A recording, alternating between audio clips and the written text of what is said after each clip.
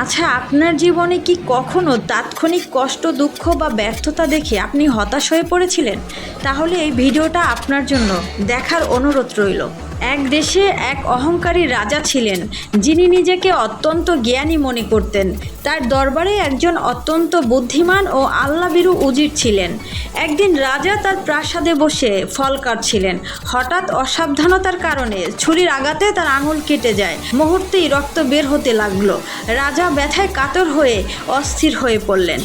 উজির এসে বললেন, জাহাপনা, এতে চিন্তার কিছু নেই। হয়তো এর মধ্যেই আল্লাহ আপনার জন্য কোনো কল্যাণ রেখেছে। আল্লাহ যা করে ভালোর জন্যই করে। এ কথা শুনে রাজার অহংকার ও রাগে আগুন জ্বলে উঠল।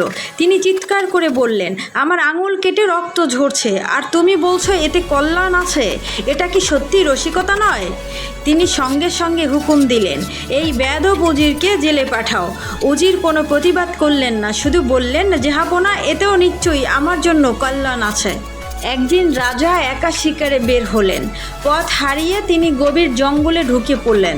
সেখানে একদল অজানা বন্যজাতি তাকে ধরে ফেলল।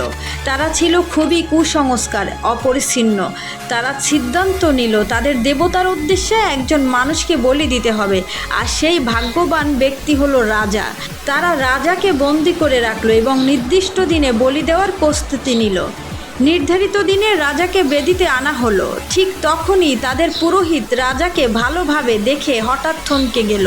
সে রাজার হাতের দিকে তাকিয়ে বলল, থামো, এই মানুষকে বলি দেওয়া যাবে না। লোকেরা অবাক হয়ে জিজ্ঞেস করলো, কেন? পুরোহিত বলল, আমাদের নিয়ম অনুযায়ী যাদের শরীরে কোনো দাগ বা খুঁত নেই তাদেরই বলি দেওয়া হয়, কিন্তু এই লোকের আঙুল কাটা, এটি একটি খুঁত, তাই সে উপযুক্ত নয়। ফলে রাজাকে ছেড়ে দেওয়া হলো। তিনি প্রাণে বেঁচে গেলেন এবং নিরাপদে নিজের রাজ্যে ফিরে এলেন। প্রাসাদে ফিরে এসে রাজা সঙ্গে সঙ্গে উজিরকে কারাগার থেকে মুক্তি করার আদেশ দিলেন এবং তিনি নিজেই গিয়ে উজিরের কাছে ক্ষমা চাইলেন এবং বললেন, তুমি সত্যিই ঠিক বলেছিলে, আমার আঙুল কাটার মধ্যে আল্লাহর হিকমত ছিল। সেই দাগের কারণেই আজ আমি প্রাণে বেঁচে গেছি। তারপর রাজা কৌতূহল নিয়ে জিজ্ঞেস করলেন, আমি তো বুঝলাম আমার আঙুল কাটার উপকার, কিন্তু তোমাকে আমি জেলে পাঠালাম, এতে তোমার কি কল্যাণ হলো? উজির মৃদু হেসে বললেন, জাহাপনা, যদি আপনি আমাকে জেলে না পাঠাতেন তাহলে আমি আপনার সাথে শিকারে যেতাম। আপনাকে তো বলির জন্য বেছে নেওয়া হয়েছিল, কিন্তু আঙুল কাটা থাকায় আপনি বাদ পড়েছেন, অথচ আমার শরীরে কোনো খুঁত নেই। তাই যদি আমি আপনার সাথে থাকতাম তাহলে আপনাকে না নিয়ে আমাকে বলি দিত। এই কথা শুনে রাজা স্তব্ধ হয়ে গেলেন। তিনি গভীরভাবে উপলব্ধি করলেন তার অহংকার কতটা ভুল ছিল।